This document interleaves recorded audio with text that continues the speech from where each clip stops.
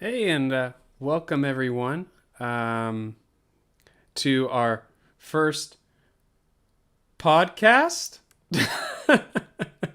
I'm here with Alex, and Hi, that's me. that's Alex. And we were talking this week, and we were saying we kind of accidentally a podcast with our hobby and hangs every Monday. So we decided to say, hey, you know what? Let's lean a little bit into that. We're still going to do the same thing that we have been doing. So those of you who have been coming just to hang out and hobby with us, it's going to be a lot more of that. But the big change is just going to be covering, or a little bit in the organization of just having maybe one or two topics that we will eventually hit over the course of our musings and our tinkering with our little army men. And it's going to be hosted pretty much anywhere you want to find podcasts. We'll see how far we go with that. We might just can the whole idea. We'll see. But yeah, how you doing today, bud? Doing pretty good. Just finished making myself some dinner. I'm realizing now as we're sitting here, about to make content that I'm beerless, which is a Uh travesty. oh. Uh oh. I'm also beerless. Okay, That's so more or less my MO for this.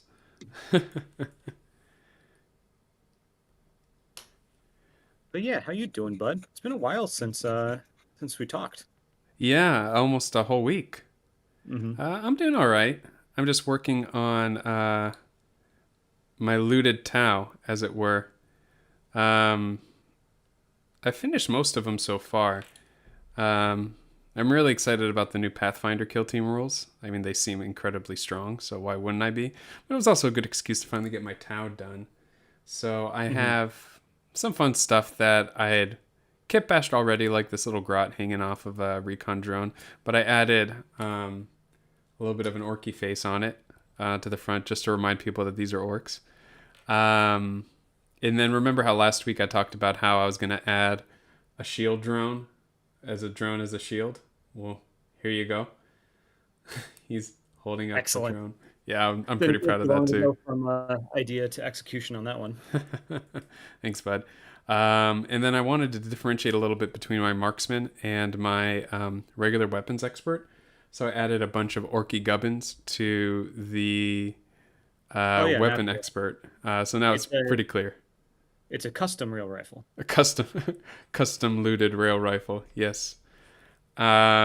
And to terrorize you a little bit more, these are the actual legs, arm, and head that I tore apart off of my very first Grot leader.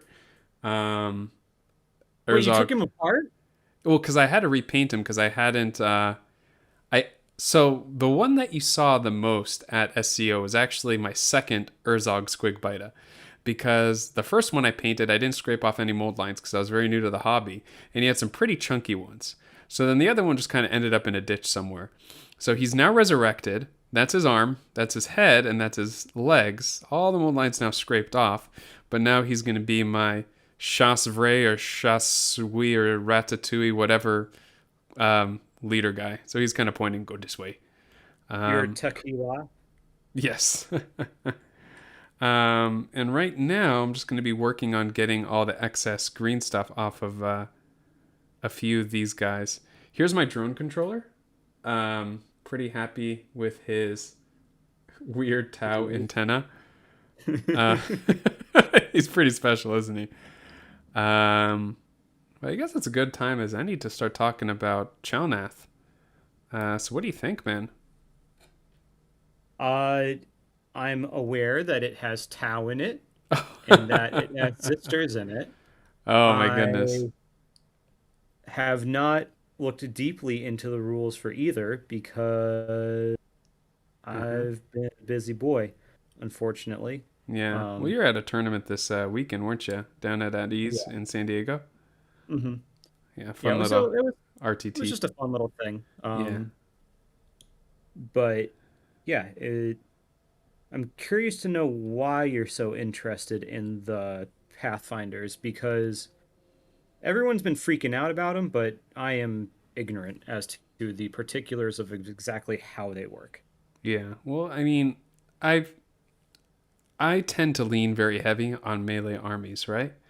Mm-hmm. A lot of the offhand armies that I make tend to always be melee. That's just where I gravitate to, you know? Mm-hmm. Now, number one, it's a good excuse for me to get a little bit more into a shooty army that's going to have to force me into it. But they also have a lot of really neat kind of board manipulation tricks that aren't very reliant on just fly and drone shenanigans. Because what I didn't really, because I've had these Pathfinders for a long time, you know that. Um, I think it was the third kill team I was actually planning on making. I did my orcs, then I did my Deathwatch Grots, and after that, actually, I went back to my Instagram to see where I initially had first teased that I was going to be doing something like this, and it was pretty soon after I did the Deathwatch Grots, honestly. And what was really sad about that was I just abandoned the whole project. And a large reason why I abandoned that is that they just didn't play the way that I was wanting to play the game. A lot of what made Tau strong kind of made me feel bad about playing the game. And that's no shade to people who enjoy playing Tau. That's fine, man. Do you, you know? But They it thrive by playing the game differently than other people. yeah. I think that's a excellent way to put it. So they would thrive by just changing the rules and changing the expectations of the game to better suit what they wanted. So they would fall back with a flying model and leave you out to dry with a bunch of guns pointed at you. And more often than not, I think you fly when you fall back. You could also shoot later, correct? Am I Yeah, that's remembering all. Old Kill Team? Yeah. Yep. So, to do a little bit more work on his neck. Um, Lose a lot of heat in the neck. huh? It was like, yeah. For anyone who didn't miss that, and for anyone who doesn't know us even marginally well, be prepared for a bunch of Letterkenny references. Um, yeah, so, oh, and here's my interference guy. I'll try and focus that for you a little bit there. I chopped out and chiseled a Pathfinder head to make it look like a helmet that he's got covering one of his eyes. Nice. Yeah, it's pretty good. Um, It looks very goblin-y. yes. Yeah, it almost looks like a red cap, honestly. Um, so that kind of took me out of it for Tau. But the way that they play in this edition actually reminds me a lot of Commandos in a lot of respects. And that sounds weird because Commandos are very melee, but stay tuned. Um, you have the option of running two silent concealed shooters, which is very similar to what I'm used to with Commandos, because with Commandos you have the Sniper Boy, which is a pretty decent gun that can shoot out of conceal, right? So you can Mm-hmm. park somewhere and be relatively safe on a vantage point. Um, if you if you can stay far enough back that your front line is kind of keeping melee forces at bay from charging up at you. So so they have two options for that, except they shoot with a silent keyword. So they don't need to spend 2 APL to do it. So it's a more efficient version of my Sniper Boy. And the other version of that I have is not really shooting at a conceal, but shooting at a safety, I think would be a better parallel to draw. And that would be the Daka Boy, right? So I'm used to Mm-hmm. having two shooters that are constant threat that I can keep safe. So that's one thing that reminds me. They also have a lot of abilities to get free dashes and move around with these kind of art of war things that they have, as well Right. as I Yeah. think some ploys. So that also reminds me a lot of what drew me towards the Commandos. Um, they also have a lot of APL manipulation tricks, which I really like. They have a comms guy, which is great. Not as good as my comms guy because he doesn't. The Commandos are mine. Not as good as the Commandos comms, just because of the fact that you don't get the budget version of the budget mission objective Yeah. ability where you can reduce the cost by 1. So it's not as good, but he's got a better gun, so it kind of balances out a little bit. But then they also have all these other cheeky operatives. I'm not a huge fan of the medic. I think swapping the medic for a drone and using a drone with the ability to heal the drone is a much more efficient way to use your guys on the board, because healing a drone versus healing a guy is a lot better, because it's just like a bigger health pool tank to the Right. one guy who matters, right? At How least many that's wounds does a drone have? ooh, I don't remember. Let me get my book. That's something that I haven't heard anyone talk about. Like, part of me assumed it'd be 7, but I don't actually know. Yeah, no, the recon is 12, and the rest That of them makes are 7, sense. Okay. and they have 4-up saves. But the pulse accelerator they've listed as DF4, defense 4 instead of defense 3. So they did it again. And the Did it recon again. drone is back up to defense 4, not defense 3. So they did it again.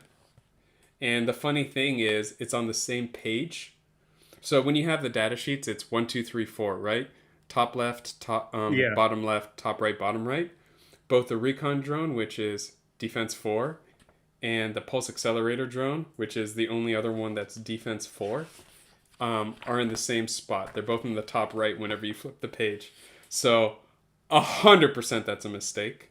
Uh, when I play these guys, I'm just going to be running them Yeah. as No, absolutely. as I mean, they defense already eroded 3. it Yeah, I'm not going to for. expect that to last. I just find it's really funny with the formatting that it's in the same exact spot of the same exact, like one page later. So it definitely seems like an error. Um, but yeah, they're save 4, defense 4, and then you have the marker drone, which adds the other layer, which is super interesting. Because what I really enjoy about the whole concept of this team is that you can really have priority targets, which I think is really nuts. I really like the idea of being able to just point at something. It's like, you die now.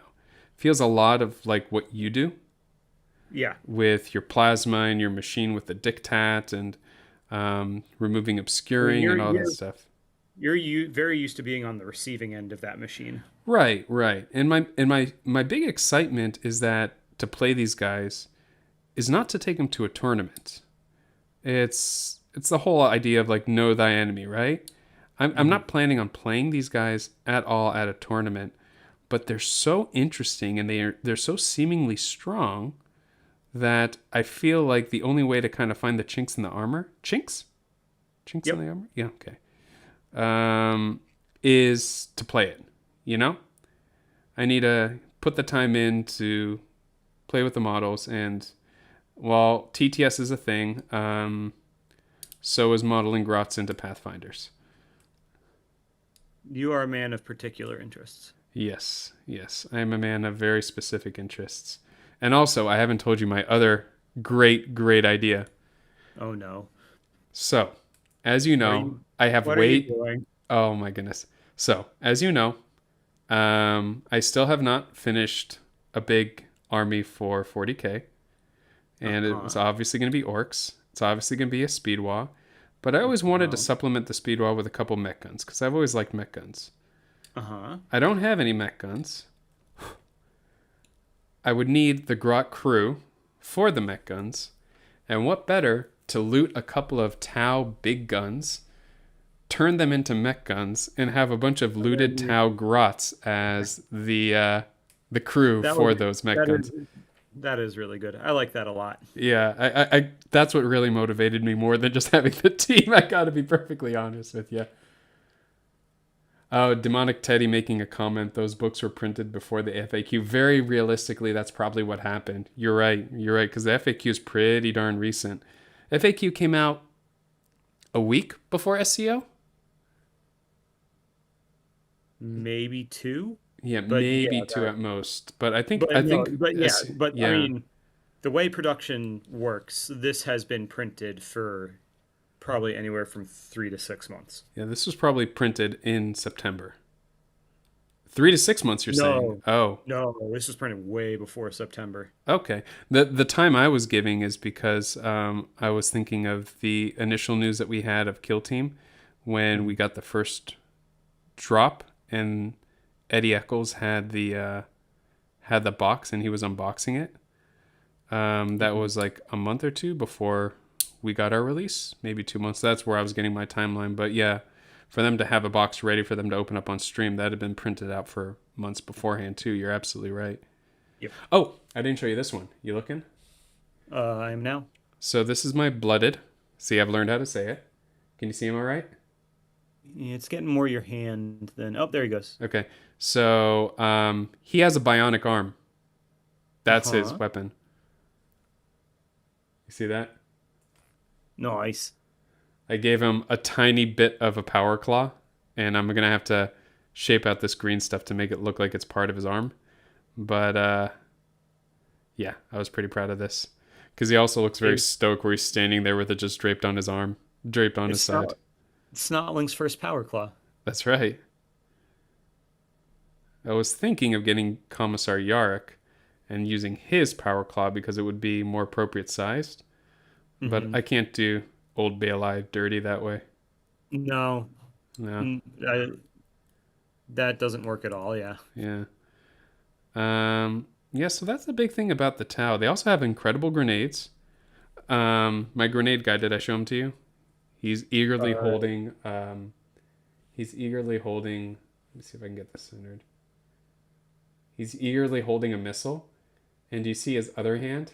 It's like is it this. like pointing? No, it's just kind of like this,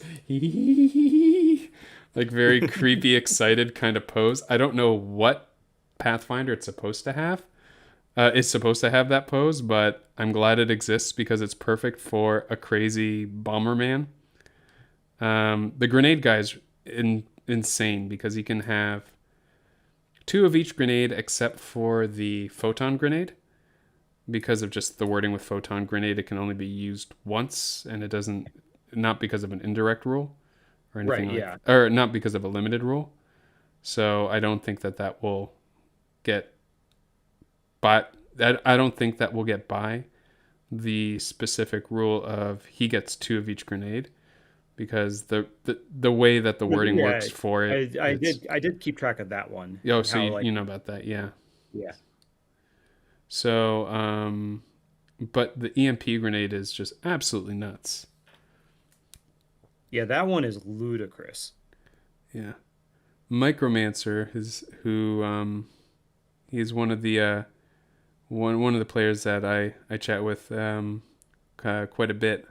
He's played in a bunch of the online tournaments, and that's kind of where he kind of got his glow up there. He was saying that with the grenades that we have right now, it's kind of making Dynamite look a little bit more tame.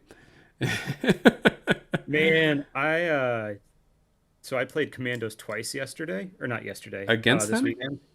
Yeah. Yeah. Uh yeah, grenade you don't use it that much, the dynamite, but man, is it spooky. Well, so the big trick with Dynamite, and this is something I didn't want to lean on because I had a feeling that this is going to go away, um, is giving it to the Daka boy Yeah. and letting him use his Daka dash with the grenade. And that gives him like a 15-inch, I think, range um, area of influence where you're just Hmm. SOL if you're anywhere close to him there, you know? Yep. Absolutely. Caught Yeah. me off guard a couple times. It was used against you? Yeah. Really? Yeah, Hmm. I would only take it against MEQs, personally. Thought about it versus Custodes, but the thing is, like, those climbing ropes are just so good on Yeah. the Well, I mean, we ITC terrain. also we were not playing on Kill Team Championship terrain. It Yeah, was just random store terrain. yeah. So if you're not needing climbing ropes to get around, Hmm. then yeah, Dynamite's worth it. I think it's 4 EQ or 4 EP, so it's not cheap. But Yeah, it's 4 4 EP, yeah. but you get what you pay for. Mm-hmm. Costs 2 APL to use, which Does it? is oh yeah.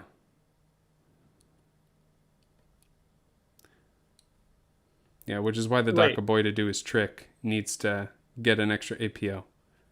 It's unwieldy, so it costs 2 Oh, that's 2. why it's unwieldy. Gotcha, gotcha. Yeah. So, I mean, and then the other thing about Tau is that they also get climbing gear, which I'm a huge fan of that extra mobility that Yeah. you get. Yep. So, yeah, I'm always going to get excited by something, a faction that allows me to zip around a little bit more, you know? 100%. But the sisters look really cool too. Now, the sisters, they have some neat tricks. They have a keyword called Inferno. And what the Inferno keyword is allowing them to do is it's like a delayed mortal wound that you can apply when you do crits. And some things that they have will apply the crit immediately, or some will apply one, and then so I think it's the, let me get my book out, the flamer version, which is the purgurator or perturabo or whatever, right? Well, one of those is a made-up word. The other They're one's a all made-up made up. word. It's Warhammer. They're all made up words. Well, I was going to say the other one's a made-up word. That's a Primarch. So Oh, that's right. He's the petulant man-child. yeah. Purgatus. Purgatus is their flamer, and they get Inferno 1, which is fine. And the Pronatus. So Purgatus and Pronatus. Wait, what? Yeah. Oh no, Pronatus is the one with the beer cup. Never mind. She's actually pretty cool. She can raise her glass and toast everyone and give them all 2 faith points. I'll get to faith points in a second. Yeah, I saw that one, Yeah. and that's really freaking good. So I'm also going to build sisters, and I'll tell you what my plans are for that. But the Preceptor is the one that I was going to tell you about. She can give 2 Inferno and stun, and it's a melee weapon. Now, what Inferno does is the keyword reads, each time a friendly operative fights in combat or makes a shooting attack with this weapon, in the roll attack dice step, if that combat or shooting attack, if you retain any critical hits, the target gains X Inferno tokens. So it's treated like mortal wounds. It happens immediately. At the But end, is it treated like mortal wounds in that it's every critical hit? Okay. if you retain any critical hits, the target gains X Inferno. So if I get 3 crits, you still only get the effect once. So it's not as strong as mortal wounds. But here's the cool thing: at the end of each turning point, roll 1d6 for each Inferno token that an operative has. On a 4-up, that operative suffers 1 mortal wound. So this is not good. It's not very good at all. No, it's crappy mortal wounds, but it sure is cool. No, but here's the thing that got my mind ticking on it. That would be fun to try and build the perfect fantasy situation, right? I'm pretty sure, and I'm gonna look at the rules on it right now, but I'm pretty sure that things like only in death does duty end and reanimation protocols, this is at the end of the turning point. I'm pretty sure that those have to trigger when they're incapacitated, but would it, I have to look at that. Because the thought I had is like, would that bypass certain effects that would happen when someone's incapacitated if it happens at the end of the turning point, right? Yeah. But you got to make sure that they don't die from other shit, and then you need to hope that your 4-up gets them to die. So Inferno's really interesting. I have thoughts about it. Most of them are negative, but but I was listening to some other people. I can't remember who was talking about it, but I've been listening to a lot of other content out there. And one thing that I definitely agree with is I wish they leaned a little bit more into this whole concept, because this isn't really fair to say, because I was about to say marker lights are something that everyone is going to benefit from, and it's more expected and predetermined kind of thing, right? Or not expected. It's more planned. You just apply marker light, right? And you Right. stack that buff on something. But with with um, with Inferno, it's a little bit more random, and it's not as likely to kind of you can't rely on it. It's like a nice bonus, Right. but it's not fair to compare it to marker lights because that's Inferno is not the big thing that sisters get. It's the faith points. Now, Alex, That's my what name. what's the one thing that you don't want to say around me if you don't want me to talk for about an hour? Orcs. What's the next thing? Damn it. You're right. What's the next thing? I have no idea. Star Wars Green? Legion. Oh yeah, that one. Yeah. Oh, yeah, that one. Yeah, so for the uninitiated, I love Star Wars Legion. I think it is not a perfect board game, but it gets a lot right. And a lot of what I like about the new changes in Kill Team 2 is stuff that reminds me of Star Wars Legion, like faith points. So Ooh. so the thing about faith points is it's dice fixing, right? You have a resource that allows you to fix dice. This is a huge part of Star Wars Legion, having special abilities that let you reroll or use your reroll abilities to instead just change hits to crits or misses to hits and to kind of keep changing it. There's one list. It's actually a list that I have. It's called the Iden 333 archetype. And it uses a special leader that gives a bunch of special forces the ability to gain a ton of aim tokens, which allow you to do rerolls. But all these special forces have the ability to spend aim tokens to dice fix instead. Now, dice fixing just means not relying on rerolls, just having a budget of points or a resource that allows you to correct bad rolls to overcome the RNG of the game. And they basically have faith points that let you do that. You spend a varying amount of faith points to go from a miss to a hit to a crit, or something like that. I can't remember the three tiers, but the more points you spend, the more the bigger the impact you're going to have on correcting your dice. And you could do that for saves as well. And when you get 3 faith points per battle round, or per turning point, and then you can have the novitiate that raises her glass and gives you 5. And if I remember correctly, they have war gear that lets you use one of those abilities for free. So you clearly spend it on the one that's worth the most points. You can see how that can snowball pretty quickly, right? Yeah. Emmanuel, Yeah, when you build this team, yeah. you need to make a grot holding a red solo cup.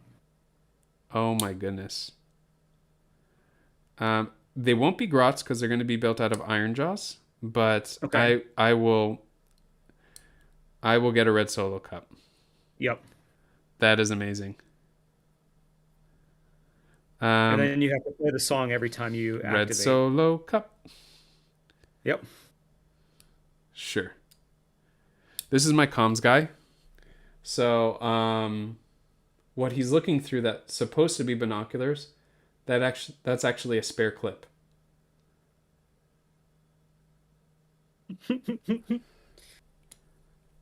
Or magazine, sorry. It's not a clip. In case anyone gets upset about that. We play fantasy guns here, not real guns. It's okay. I don't know about that. Have you met the internet? I generally try to avoid that You avoid the internet? as much as possible. And that's a wild lie. I was about to say, it's like, buddy, you messed up today. You're on the internet. Um, so that's it for the teams. That's like the broad strokes of the teams. Like, there's a lot of details in there. And what has a lot of people in a tizzy about Tau is a lot of the grenades, but then a lot of their shooting is just real good. And if I remember correctly, their tac ops are also really good too. They have a lot of win more tac ops, which they're going to be winning a lot, so they're going to be winning more a lot. Um, But yeah, so they're going to be very good because of a lot of that and because of their tactics. There's a lot of other channels out there that go into that in great more detail. I'm just excited about it.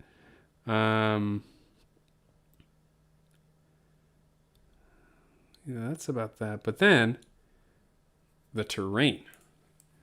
The terrain's the boring stuff that we've seen a lot of. You know the terrain. Yeah. But the rules are also kind of boring too. They basically made up a rule to legitimize having really tall structures. I mean, that's a good rule. Punishing It's vantage point. Oh no, not that one. That rule Oh, you're thinking seems scalable. scalable. Yeah, scalable is a good thing. Now, scalable's fine. What I was referring to was, did I get that neck into position? No, the punishing vantage point with the like auto retained hit and extra retained saves for like someone who's way up on the battlefield. Mm-hmm. That that's bad. That's Yeah, not good. I'm I not a don't know. huge fan of that. But the It interesting thing is all the heavy terrain. There's a ton of heavy terrain on this map, hmm and because it's all heavy terrain. And Now, what does that do remind you they of? do they define that in the book? Do they actually Mm-hmm. call out that everything is heavy? Mm-hmm. Okay, cool. Yeah, I can verify that right meow. Just because, like, I do know they've got the two massive pieces in there, and then the little wall Hatch. pieces. They have hatch. They have door.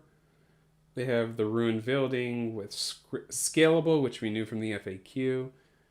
Punishing vantage point. Ruined walls. All parts of a ruined wall terrain feature have the heavy trait. Cool. And then, 9 more missions.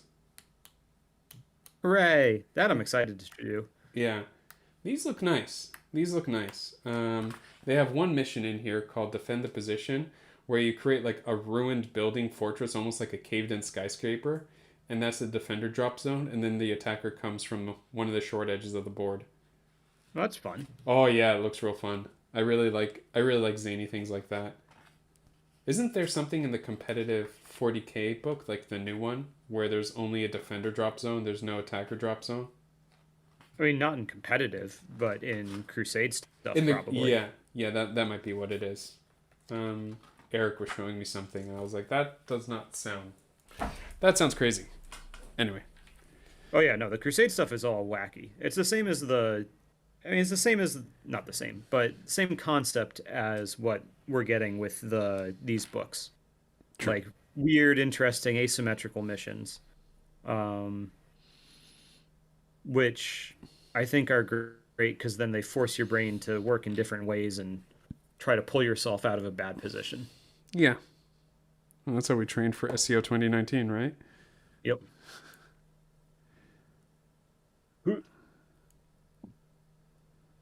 Try and get this. Hooray! My boys have cloaks.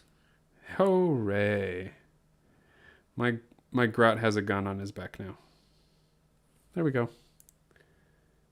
Way to go, little guy. Oh, he's living his best life, man. He is so happy. He's got this binocular that's in no way gonna explode in his face. Okay, I think I got all these. I'll take a closer look under my hobby light. This isn't the best light, but I want to make sure that I have the green stuff. This one I need to do some extra work on. I want to make sure that's all hobbied up. All right. So that's Chalnath. I think both teams seem like they're going to be fun. Like I don't think enough attention is being given to the faith points and how important dice fixing actually is. And that's just coming from me being in a position where I've seen how strong it is and how entire wargaming lists will Yeah. just fixate on that one mechanic for success, you know? Yeah. Well, that's how sisters work in Big Hammer. Well, Well, in a with way, dice, not you get to choose the dice, but you also, but you're also kind of choosing the dice here, but you actually have right. more freedom but less. Sorry, I'm throwing a bunch of shavings away into the trash. I was walking away from the mic. You have more freedom, but less. What's the word I'm looking for? I don't know. I normally would know, but I don't right now. More freedom, but less opportunities to make changes. Because if you roll a bunch of miracle dice and big hammer in 40k, and Right. Yeah. You're you get a bunch largely of stuck. sixes, Yeah. Yeah. you're swimming in riches, right? Hmm. But you're not going to have that swing. But then you're also, because you're going to have fixated points, so you're not going to be able to have a bunch of sixes for your miracle dice or garbage for your miracle dice, right? Hmm. Um, yeah. But then again, it depends on your rolls how much dice fixing you need to do. So when you need that one Inferno 2 to make your stupid little play to kill someone at the end of a turning point before scoring. At the end, before scoring? I have to look at the rules to see where the order of events are going to be for that. But there's less. Oh, I didn't even talk about the coolest thing about the sisters. They got a whip lady. Oh yeah, the one that makes people go fast. Yeah, she whips someone, gives them an extra circle for their movement. So now they're charging at 10, so they can charge within 11 to get within 1 inch, which is I huge. don't like that. And they have a couple of very decent melee models. I think they're really good in melee, which is why I'm forcing myself to get these looted Tau done before I do anything with them, because I do not want to get sucked into another melee army before I force myself to do a little bit of shooting.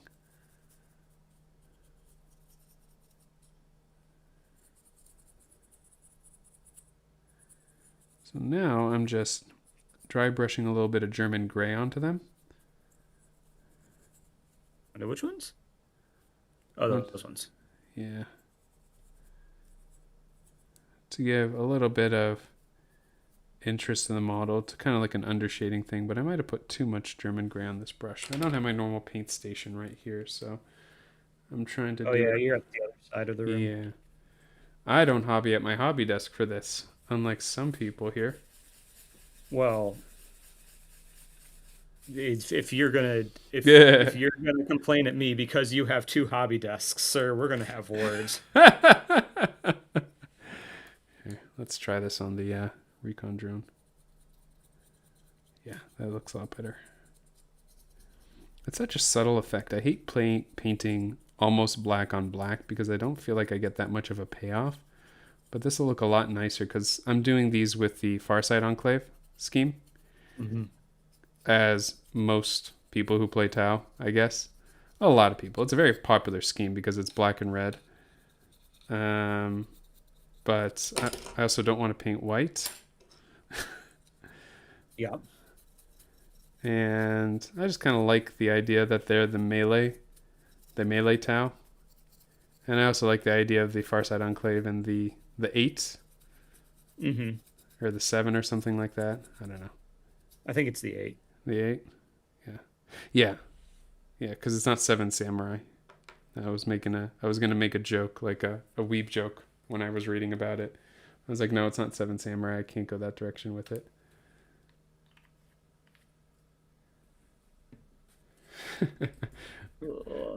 Where are Luca, welcome to the show. You arrived a little late, but that's okay. Won't hold it against you. He says, you only have 2 hobby desks. Looks over at 4 hobby tables he has set up. Well, to be fair, to be fair, you do also have an airbrush, and I don't have that luxury or pain. So I don't have to worry about airbrushing. And you definitely need to have a space for that. Oof, it is dicey. Oh no!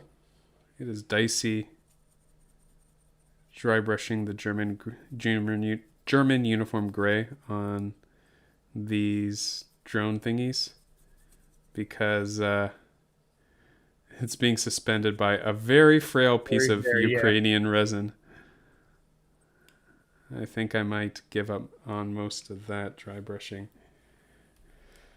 You might you might have to do a very precise dry brush, which is a little strange, but Yeah, no, I have smaller makeup brushes for that. right, yeah.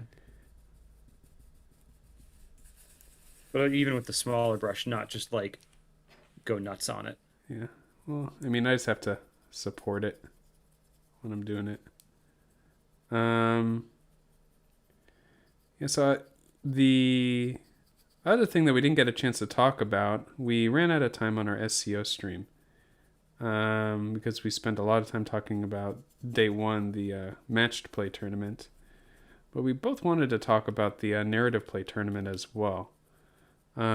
I did a bunch of talking. Do you want to do some talking? Yeah, but you sound so much better than I do. I That love may your be sultry that may be tones. true, but in order to rest these pipes, good sir, I need to take a little bit of a break. So Yeah.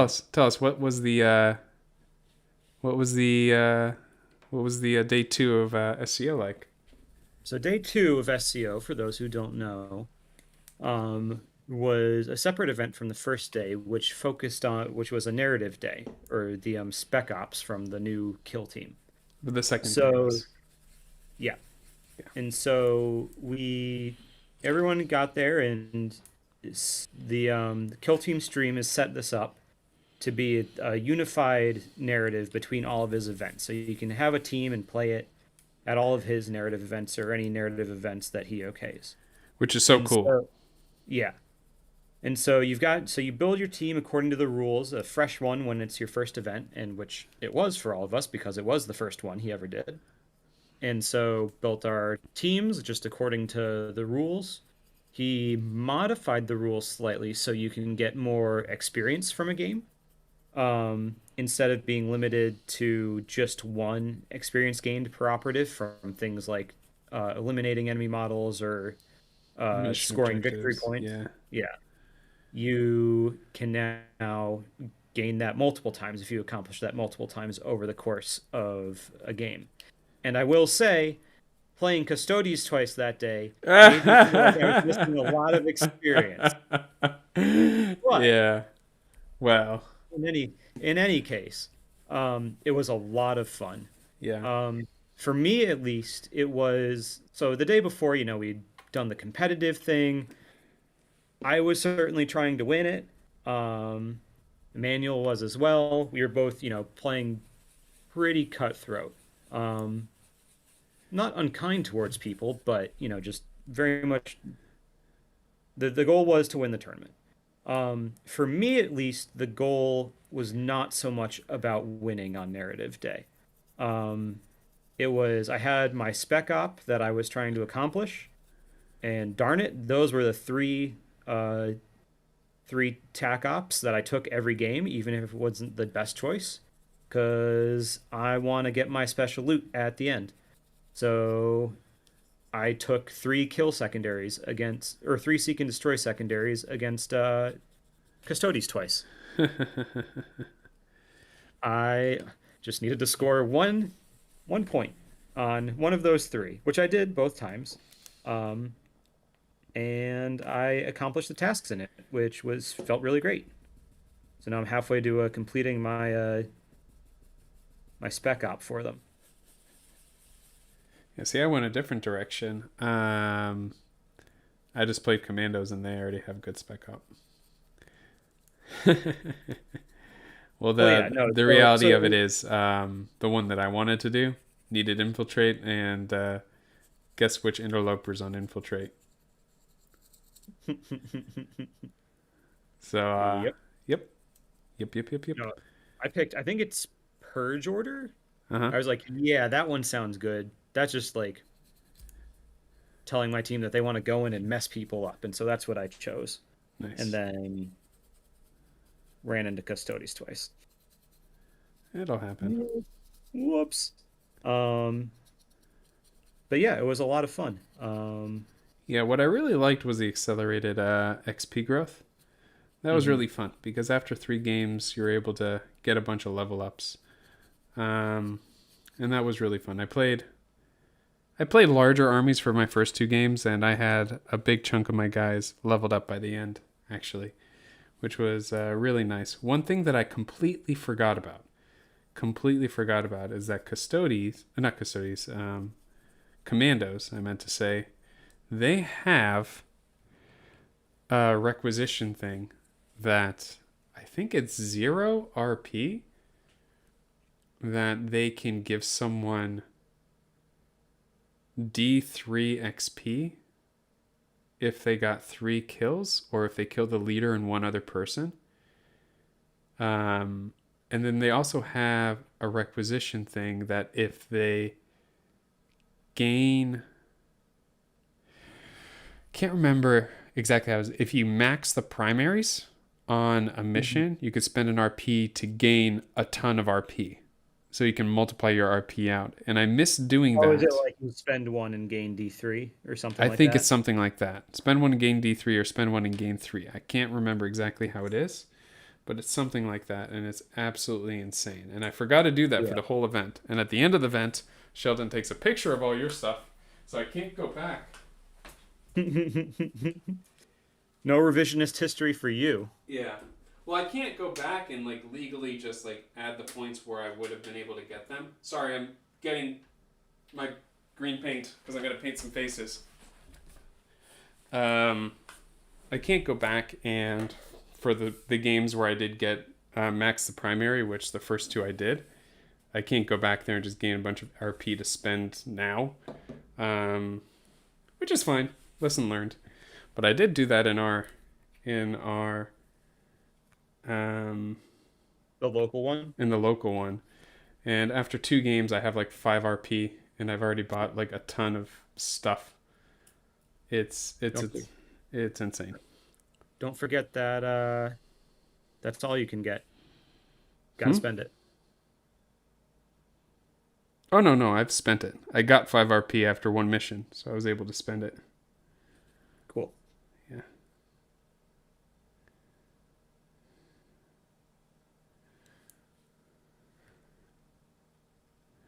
I've done the black still suit bits and the cloaks. Now comes the long lead belcher slog. I was watching. I was watching a video from Ninjon. Are you familiar with him? Yeah, I'm aware he exists. You are aware he is breathing somewhere. Yes, Fair. I've seen Um, a couple of videos of his. he did a video on like don't don't do commission painting. It was essentially his video. And he painted an AdMech army. Um, Oh, that poor man. well, here's the thing though, like it was actually pretty dope what he did. I mean, he based them in. I mean, I know you like your grungy AdMech, um, like the Blanchitsu kind of style. I know that's what you aim for, but he based them in silver, like Mm-hmm. bright silver, and kind of made them all clean looking, which I thought was kind of cool. Um, and I don't know how long it took him. He didn't say, but I can't imagine it was a quick job because he had a bunch of the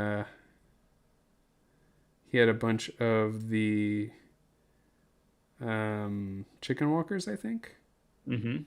those have a ton of details on them. He didn't have a Belisarius call, but there was a ton of Scutari. I think it was just a meta chasing list. Yeah, Which sounds like if it. yeah, Planes? I don't know. I don't think so. He had Taraxi. So the interesting thing about commission painting is by the time the commission painter hits you on their log, the meta might have already passed you by. Yeah, so If you're, it might not be a meta chasing. Mhm. It might just be someone who just really likes it and wants a new army for the new codex. So I can't assume it. I just assume it was meta chasing because there were a ton of Skitari, and that's what everyone's doing, right? I I laughed out loud when you had your realization that you couldn't find a Skitarii kit because everyone's buying them because they're good right now. Yeah, that frustrated me beyond all reason. Actually, I looked on the shelves with my prize money from this past weekend to see if I could find some for you, Uh-huh. slash me, and yeah, no, cleaned out. Nowhere, huh? Nope. Yeah. Is what They it did. They is. did have an AdMech start collecting, but Eh, that's too I, much. yeah, it's too A much. lot of extra stuff that you don't need anyway. Correct. Yeah, if you needed all the start collecting stuff, I wouldn't mind getting in and just giving you all the stuff I wouldn't paint. No, I have a whole bunch of cataphrons on sprue as it is, and three Cataphrons are completed. Cataphrons are the little tank tread infantry boys, though not that little ones. um Castellans are the 1950s robots from outer that's what I was space. getting confused with. So the cataphrons are the ones that are The I heavy almost said battle that the forces. body horror looking thing, but that's AdMech for you. They're particularly body horror-y. They are though. They almost remind me of Krang on treads. Krang from the Ninja Turtles cartoon. Don't know it. Well, not Krang. The robot thing that Krang, the little brain thing, was in. I'll show you. I'll show you after we're done. You're not getting any better. I know what the I mean, Ninja you're Turtles not are. that much younger than me, Alex. Yeah, but I didn't watch that much TV growing up. You're just outside killing snakes. I mean, that came later. I think that's enough green on him for now. I'm really digging the recipe I came up with for green. My biggest complaint with green is that it just doesn't go on in enough coats. Um, it doesn't go on opaque enough for like the initial base coat, I should say. But Gotcha. but then I started to base coat in this light green, and it's almost pastel looking, and it doesn't look orky. It doesn't look orky at all, but it's a nice base coat that I then pop orc flesh on, and then I highlight with like a very bright lime green, and it comes out That real works. good. Oh yeah.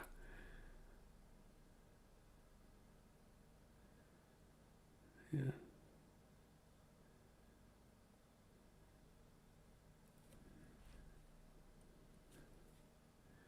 Cool, cool, cool, cool, cool. No doubt, no doubt, no doubt.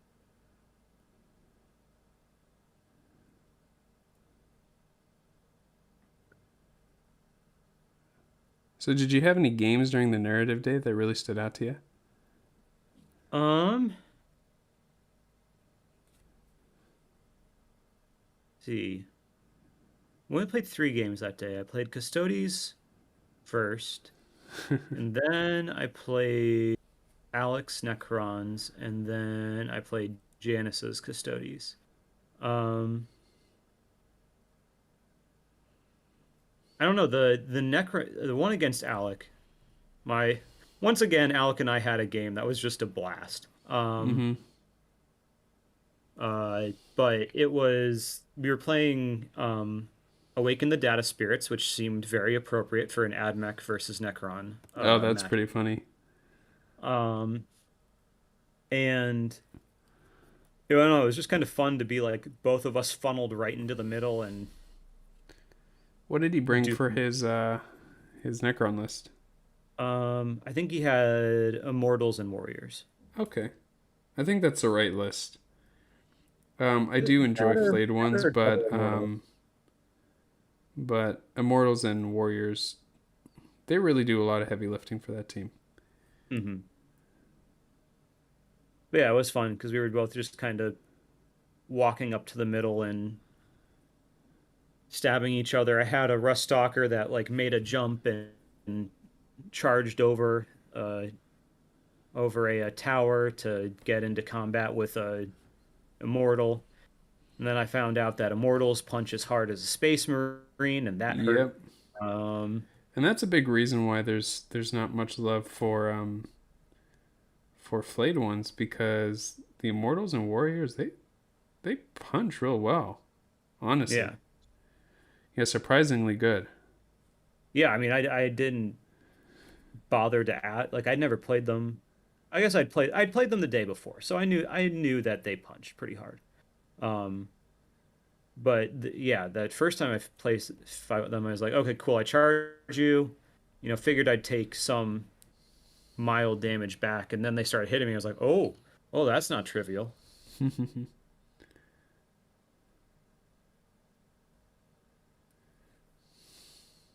Yeah, they're not just punching you with hands. They got ancient living Ancient metal hand. fists. And they're not happy about it. No, they're They're not. they're not sad about it either. They just are. I think they're pretty upset about it. I don't think they know. I think it's one of those I have no mouth, but I must scream kind of things. Oh my goodness. You might be right actually. Hey Ben, welcome.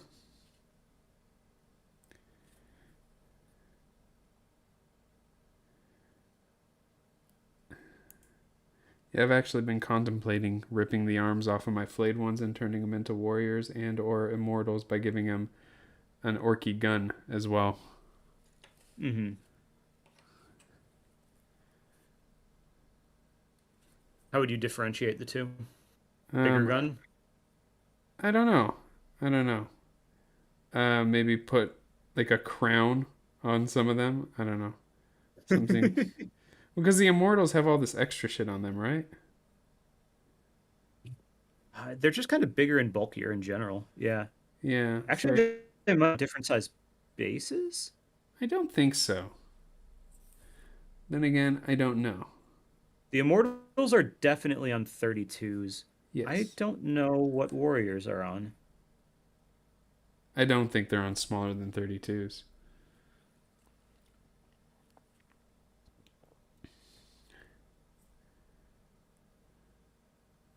But honestly, like at this point, I'd rather just wait.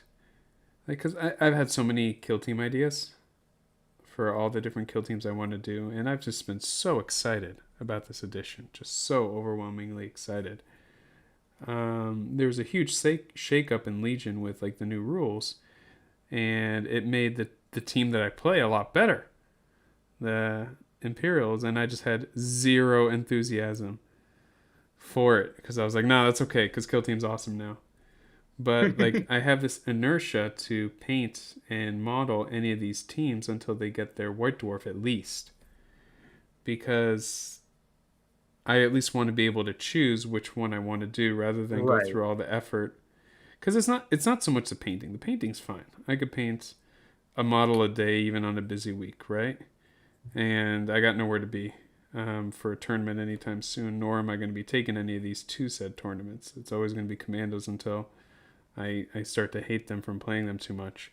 But but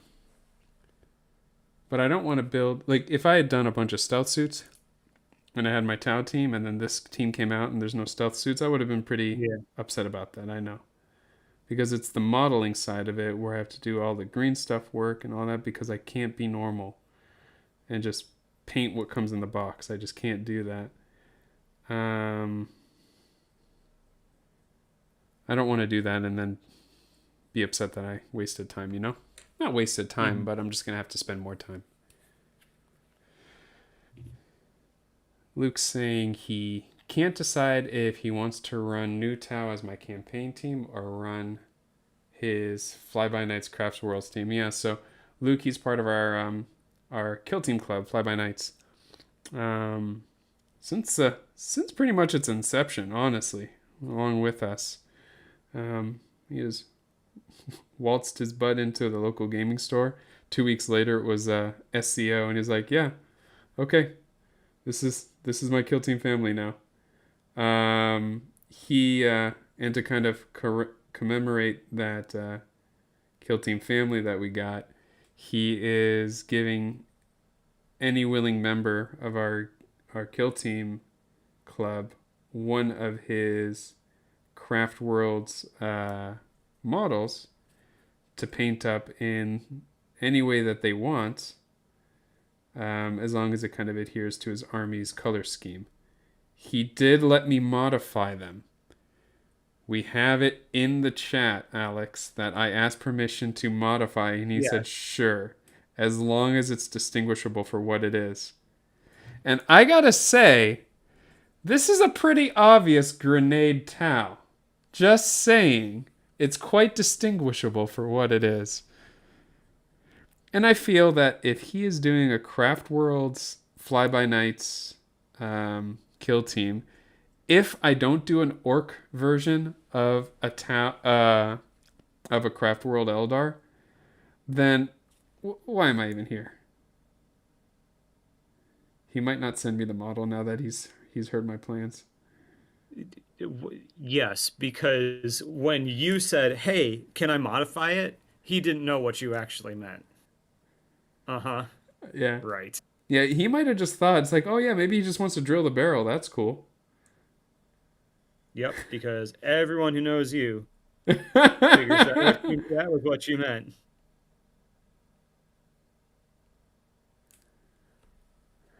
I'm waiting. I'm eagerly waiting for a response from him. Justin saying, feel ya on converting. I currently have my hands covered in milliput working on my next one. Amen, brother. I keep telling myself I'm going to freeze the green stuff once I'm done. I'm going to freeze the green stuff. I'm going to freeze the green stuff because I heard that putting green stuff in the freezer makes it last a lot longer so you can come back to it between projects. But then I end up forgetting about it, leaving it on my hobby desk, going to bed and Wait, coming like back the after you next day. What was like that, after you Alex? mix it or before you mix it? After. Oh, interesting. Huh.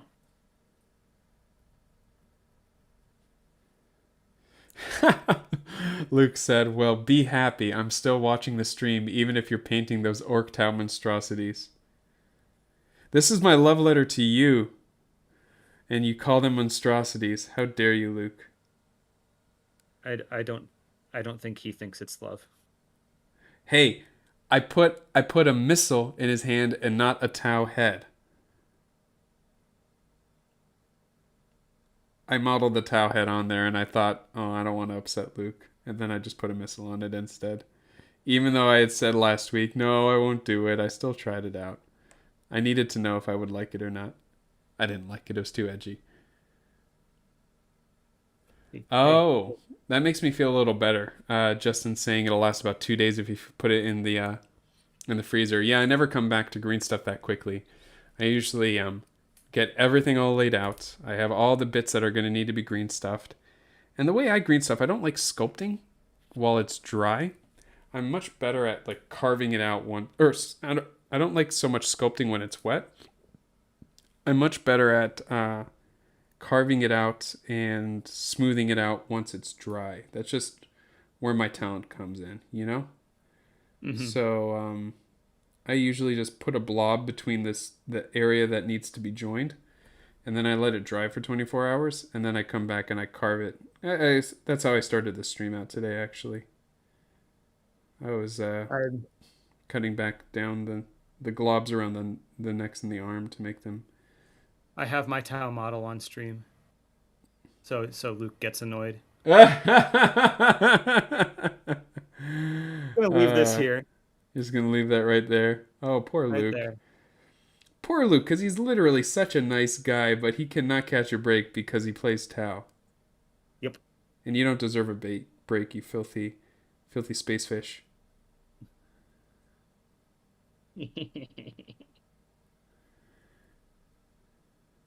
Luke, that's my favorite Castellan. Thank you for the Tau. I appreciate you. Oh, interesting. I think I'll try Milliput then. I've heard that Milliput's a lot easier to work with. I didn't know it it dries as hard as a rock though. That's like one of my one pet peeve is that green stuff is still a little rubbery when it dries, but usually I'm only using it to join pieces together. And honestly, most of the time I strength test it to see how well it sticks. And more often than not, like they fall apart, the two things that it's joining, and then I just put some super glue in, and I re-glue the green Well, stuff back to the depending on part. what you're going for, that flexibility is actually a strength. That's fair. That's fair. Having a little give will spare it from Yeah. snapping. Yep. But what if it had no give and it never broke? If it has no give, then it's brittle and then it breaks. Your face is brittle. I mean, With enough no, force, yeah. no. No. Brittle, brittle and breakable are two different things. Trust me. Now I want peanut There, brittle. there are a few there are a few things in this world that I'm qualified to talk about, and that happens to be one of them. That and Kill Team. Yep. Yeah, that qualification is iffy. Well, you'll still do it anyway. Yep. This this is a sexy little guy. He's got a little bit of thigh popping out on the sides. Look at this. I don't think I've ever painted this grot before. Well, I might have. It just looks very. It looks very Princess Leia in her episode 3. Mm-hmm. It's evoking a lot of that right now. Are you a little turned on right now? A little bit. Kind of want to paint it purple with gold trim or whatever the colors were from that, just as a gentle nod towards that. And it would be the one that's most violently screaming.